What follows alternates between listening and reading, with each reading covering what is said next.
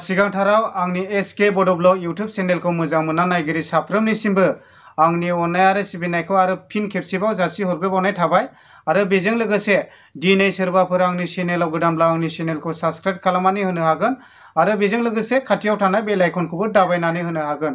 आङो दिनै नोंथांमोननि गेजेराव मोनसे भिडिअ लानानै फैगोन जाहैबाय। बे भिडिअआनो जादों जाहैबाय थांनाय बिटिआर रेकर्डनि गेजेरजों बेबायदिनो सौफैनाय मडेल कलेजआ चिरां डिस्ट्रिक्ट खयलामयला बिसिडिसिनि सिङाव थानाय 1 नं लन्थिबारि गामियाव फाउन्डेसन जादों बा बेयाव गायसन जादों।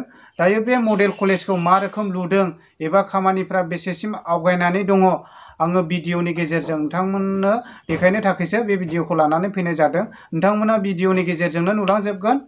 आङो दिनै बेबायदिनो रायजो राजानि जानानै बेखौनो बुंगोन जाहैबाय जेखियानो सरकार दानानै सलाया मानो रायजो राजानि मोजां खामानि मावनांगौ, बेबायदिनो रायजो राजानि जौगानायनि खामानि मावनांगौ। दिनै रायजो राजाफ्रा बेखौसो लुबैयो। बेनिखायनो आङो दिनै बेखौसो बुंगोन जाहैबाय जोङो बर'नि गेजेराव बेबायदिनो गावजों गाव दाङाबाजि जालायबाय थानो नाङा। बेबायदिनो पार्टिनि गेजेरावबो बेबायदिनो गावजों गाव कन्ट्रभार्सि जालायबाय थानो नाङा।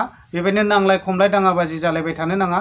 बेबायदिनो इउपिपिएलआबो बिपिएफखौ रायनाय बा बिपिएफआबो इउपिपिएलखौ रायनाय, बेबायदिनो पार्टिजों पार्टिबो बेबायदि कन्ट्रभार्सि दावराव दावसि जालायबाय थानो नाङा। जुदि बेबायदि दावराव दावसि जालायबाय थायोब्ला दिनै बर' हारिनि गेजेराव निस्सय रासिन सायाव रासिन जोङो गावस्रालांनायखौ जोङो नुनो मोनगोन। जुदि रासिन सायाव रासिन जुदि गावस्रालाङोब्ला बै गुबुन हारिफ्रा बर'नि सायाव रासिन बेबायदिनो नाख्रेबलांनो थाखाय खाबु मोनगोन। बिनि थाखायनो आङो बेखौनो बुंगोन जाहैबाय जोङो बर'नि गेजेराव खौसेथि थानांगौ। खौसेथि थायोब्लासो बर' हारिया बेबायदिनो बर' हारि महरै गसंथानो हागोन। आङो दिनै बेखौसो बुंगोन। दिनै जोङो बयहाबो मोनसे सिमां दङ। दायो गंसे न'खौ लुखाङोब्ला फर एग्जाम्पल खुन्थिया गंब्रैया बावनो नांखागौ। दायो खुन्थिया गंथामा गायसनजानाय जाबाय। बेबायदिनो मोनसे समाव सानसुमा खुंगुर सारनि दै सोमावसारनायाव बेबायदिनो बिएसएफ सक्ति लानानै फैबाय, खुन्थिया थंसे गायसनजेनबाय। बेबायदिनो बिएलटिनि सोमावसारनायावबो बेबायदिनो हाग्रामा सारा बेबायदिनो बिटिसि सक्ति लानानै फैबाय, खुन्थिया थंनै गायसनजेनबाय।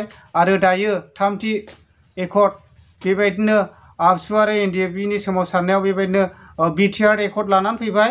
दायो गंथाम खुन्थिया गायसननाय जाबाय। दायो जोङो मा नांबावगौ लोगोफोर, खुन्थिया गंसे गायसननो थाखाय नांबावगौ।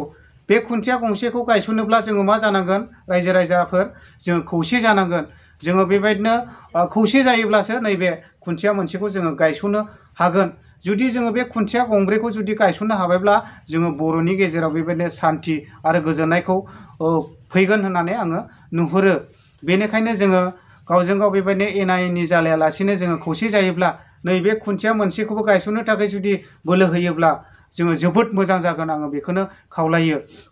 बेनिखायनो जोङो गावजों गाव दाङाबाजि जालायालासिनो जोङो खौसे जानांगोन। आङो बेखौसो दिनै फोरमायो। नोंथांमोना भिडिअखौ नायनानै मा रोखोम नांदों कमेन्ट खालामनो हागोन आरो लोगोसे शेयार खालामनो हागोन।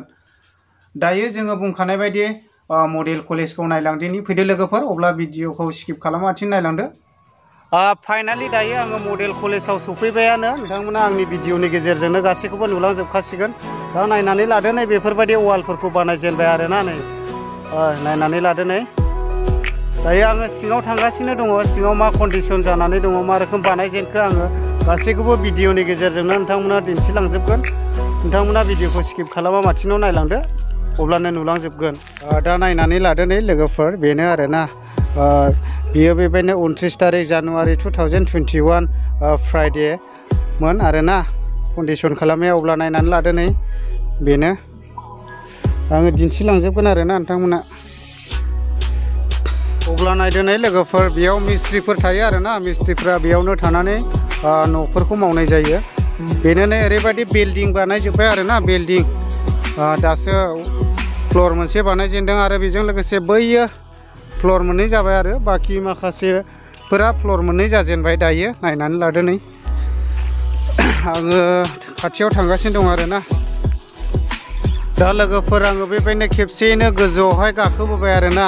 आङो सिरि मोनसे गाखोबोबाय, जेरैजोंबो बानायगासिनो दं आरोना। दायो नै बेयावहाय ओरैबायदि थाला मोनसे फ्लर मोनसे बानायबावगासिनो दङ। नोंथांमोना नायनानै लादो। आरो बेजों लोगोसे नै बैयावबो बिल्डिं बानायगासिनो दं आरोना। बेयावबो बिल्डिं बानायदों, बेबो 2 थाला जाजेनबाय आरोना। गोजौआवहाय 7 दालाय होजेनबाय आरो बेजों लोगोसे नैबेबो बिल्डिं बानायगासिनो दङ बेबो गोजौआवहाय 7 दालाय खालामबाय आरो बेजों लोगोसे नैबेयो गासिबो बिल्डिं गोजा आरोना बानायगासिनो दङ नै आरो नै बेजों लोगोसे बेयावबो बानायगोन खमैनो गैयाब्लाबो 10-12तासो दं खोमा न'आ बिल्डिंआ बानायगासिनो दङ दायो आङो खेबसेनो गोजौनिफ्रायसो देखायबाय आरोना ओमफ्राय नैबे फिसा फिसा थिं खाथाबनाय न'आ बेनो जादों जाहैबाय मिस्ट्रिफोर थाग्रा मिस्ट्रिफ्रा बेयावनो थानानै मावो आरो दायो बेजों लोगोसे गाहायाव मिस्ट्रिफ्रा खामानि मावगासिनो दङ आरो नै आं गोजौआव एकबारैनो फैबाय नै नायनानै लादो नै दायो आङो गाहायाव थांफिनगासिनो दं आरोना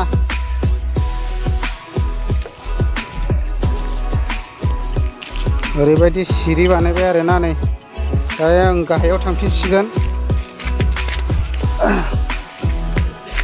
दायो नै मिस्ट्रिफ्रा गाहायाव मावगासिनो दं आरोना ओइ नै मिस्ट्रिफ्रा मावगासिनो दङ गाहायावबो ओरैबायदि मोजां बानायगासिनो दं आरोना नै